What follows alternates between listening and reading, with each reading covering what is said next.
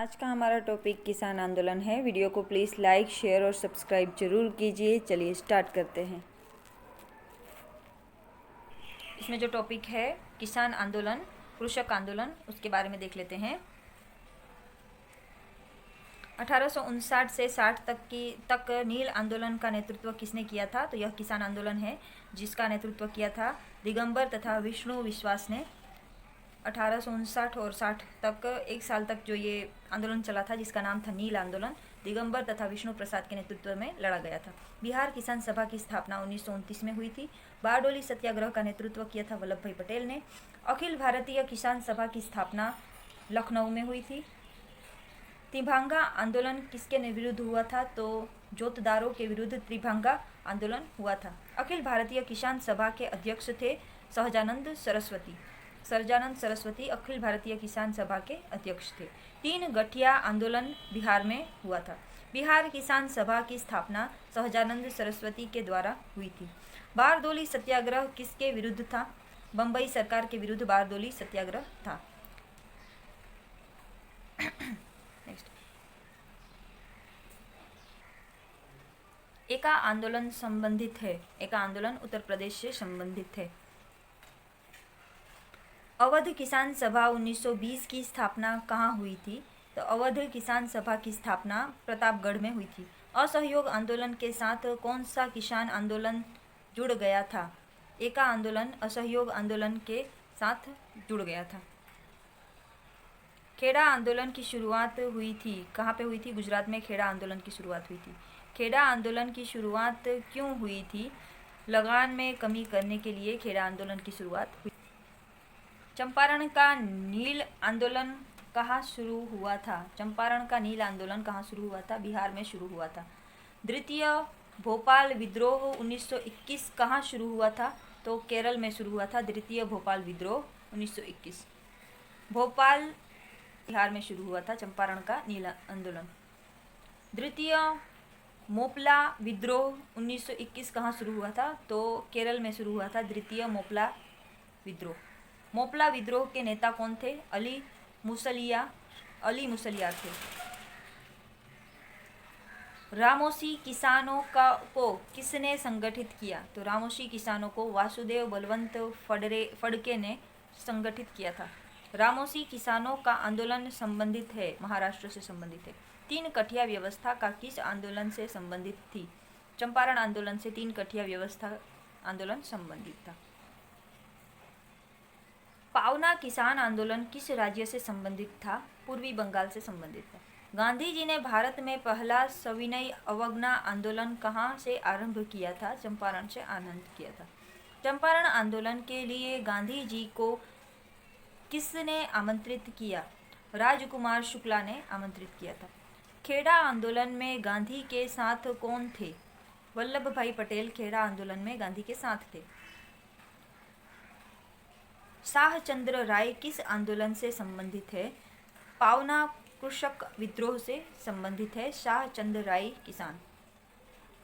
नील दर्पण नाटक में किसने नील की खेती करने वाले किसानों की उत्पीड़ा का चित्रण किया था? दीनबंधु मित्रों ने। भारत की पहली क्रांतिकारी ट्रेड यूनियन कौन सी थी? लाल बावटा गिरनी कामगार। उपरोक्त यूनियन की स्थापना 1928 में किसके द्वारा की गई? श्रीपाद अमृत डोंगे एवं ब्रेन बेडले के द्वारा की गई थी। ट्रेड यूनियन, क्रांतिकारी ट्रेड यूनियन की स्थापना।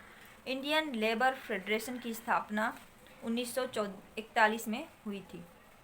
किस वर्ष विशेष कारखाना अधिनियम पारित करने पर मजदूर संघों पर सरकारी नियंत्रण लगा दिया गया था? 1926 में लगा दिया गया था। 1918 में गठित मद्रास लेबर यूनियन की स्थापना का श्रेय किसको जाता है? बीपी विदिया को जाता है। कृषक प्रजा पार्टी की स्थापना का श्रेय फजलुल हक और अब्दुल रहीम को जाता है। कृषक प्रजा पार्टी की स्थापना का श्रेय फजलुल हक और अब्दुल रहीम। 1934 में पहला भारतीय किसान स्कूल कहाँ खोला गया, जिसका उद्देश्य किसान आंदोलनकारियों को प्रशिक्षण देना था? कटक में खोला गया था। अखिल भारतीय किसान सभा के पहले महासचिव थे कौन थे? NP रंगा थे। 17 अक्टूबर 1920 को प्रतापगढ़ में एक समांतर संगठन का गठन हुआ, उसका नाम था अवध किसान सभा। अवध किसान सभा की स्थापना का श्रेय किसको जाता है? बाबा रामचंद्र को जाता है। अवध किसान सभा की स्थापना का श्रेय बाबा रामचंद्र। जमींदारी विरोधी संघर्ष किस राज्य से संबंधित है? आंध्र प्रदेश से। बंगाल में बर्धमान के किसानों ने नेहर टैक्स के खिलाफ अभियान चलाया, जिसके नेता थे बंकिम मुखर्जी। बंकिम मुखर्जी के नेतृत्व में बंगाल वर्धमान किसानों के ने नेहर टैक्स के खिलाफ जो मोर्चा निकाला था, उसके नेता बंकिम मुखर्जी थे। 1920 में पंजाब में किसानों को जागरूक करने का कार्य दिया गया था? किसको दिया गया था? फजल ए हुसैन को दिया गया था 1920 में पंजाब के किसानों को जागरूक करने का कार्य। कर्षक संगम संबंधित है। मालाबार क्षेत्र में किसानों में जागृति पैदा करने से कर्षक संगम संबंधित है। मालाबार क्षेत्र में किसानों में जागृति पैदा करने से कर्षक संगम। 1916 से लेकर 1920 तक चलने वाला विजोलिया आंदोलन राजस्थान से संबंधित है। भारतीय किसान परिषद मानक संस्था की स्थापना गुट्टूर में हुई थी। भारतीय किसान परिषद मानक संस्था की स्थापना गुट्टूर में हुई थी। किस भारतीय चिंतक ने भूमि सुधारों का व्यापक अध्ययन करके अपना प्रतिवेदन कर्जन को भेजा? रमेश चंद्र दत्त ने भूमि सुधार का व्यापक अध्ययन करके अपना प्रतिवेदन कर्जन को भेजा था। उत्कल प्रांतीय किसान सभा की स्थापना 1935 में हुई थी। 1935 में उड़ीसा राज्य में हुई थी। उत्कल प्रांतीय किसान सभा की स्थापना 1935 उड़ीसा राज्य में हुई थी। मालती चौधरी का नाम किससे जुड़ा हुआ है? उत्कल प्रांतीय किसान सभा के आंदोलन से मालती चौधरी का नाम जुड़ा हुआ है। जमींदारों के अत्याचारों के खिलाफ 6 महीने तक लगान रोको आंदोलन चला, यह किससे संबंधित है? असमी की सुरमा घाटी से संबंधित है। किसके द्वारा उपरोक्त आंदोलन का नेतृत्व किया गया? करुणा सिंधु राय के द्वारा उपरोक्त आंदोलन किया गया। ये उपरोक्त आंदोलन मतलब असमी सुमार घाटी का आंदोलन जो है वो करुणा सिंधु राय के द्वारा किया गया था। बिहार किसान सभा का गठन 1927 में हुआ था। उत्तर प्रदेश किसान सभा का गठन 1918 में हुआ था। किस संगठन ने भू स्वराज समझौता अधिनियम 1807 के खिलाफ पुणे और बम्बई में जबरदस्त आंदोलन चलाया? पुणे सार्वजनिक सभा में। 1920 में किसकी अध्यक्षता में अखिल भारतीय मजदूर किसान पार्टी की स्थापना हुई? सोहन लाल बोहरा के नेतृत्व में 1920 में अखिल भारतीय मजदूर किसान पार्टी की स्थापना हुई थी। सोहन लाल बोहरा। मद्रास में उत्पीड़न अधिनियम के खिलाफ दक्षिण भारतीय किसानों ने संवैधानिक आंदोलन चलाया, जिसका नेतृत्व किया था जी लक्ष्मी नरसूर चेट्टी ने। मराठा किसानों को कर्ज अदा न कर पाने की स्थिति में केंद्र नहीं किया जाएगा, यह किस अधिनियम से संबंधित है?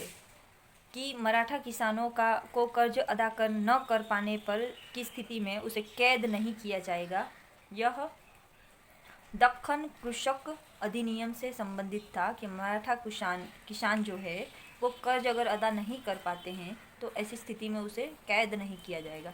अक्टूबर 1920 में राष्ट्रीय स्तर पर एक श्रमिक संगठन का गठन हुआ, इसका नाम था all India trade union Congress.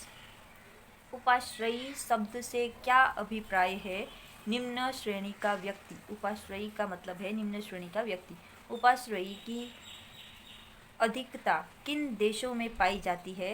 तृतीय विश्व के देशों में पाई जाती है। उपाश्रयी लोगों की संख्या में बढ़ोतरी हुई। आज के उदारीकरण व भूमिमंडलीकरण युग में उपाश्रयी लोगों की संख्या में वृद्धि हुई। उपाश्रयी की निम्न स्थिति के लिए उत्तरदायी ठहराया जाता है: औद्योगिकीकरण को, शहरीकरण को और प्रतिस्पर्धी समाज को।